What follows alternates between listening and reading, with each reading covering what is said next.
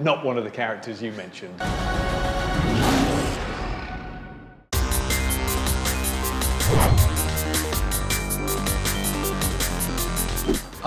Very different. This is not just voice acting. You know, I've done that with Pocahontas years back, Howl's Moving Castle. You stand in front of a microphone, you give your voice. Performance capture, you perform. You know, you're right there. You perform the scenes like you would in a live action film. You have a camera rig around you. That's what you've got to get used to, is that, so you're not bumping into people, but Andy was there as my guide, and there's no better guide than Andy for performance capture. He's done some magnificent performances with that.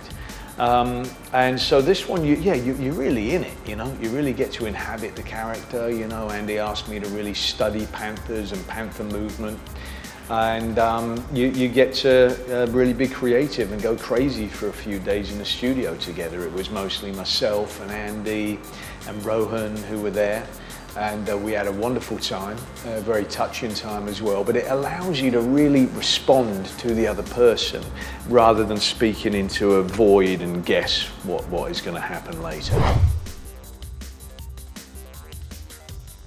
Well, I'm not a method actor because that is an actual technique, and I have no technique. I've never studied a couple of weekend classes at the YWCA.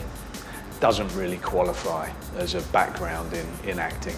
I kind of just make it up as I go along, as whatever works best for me. So studying for this is conversations with Andy of what should I expect? Are there any surprises I should be ready for? Not really, you know, stuff which you overcome fairly quickly. When you're working with good actors, everything is easier.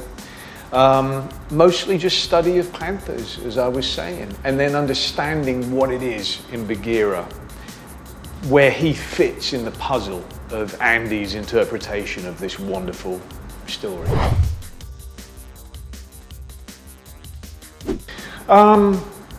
Well, how are the different movies different from this one? This one is probably the one that sticks most closely to Rudyard Kipling's books.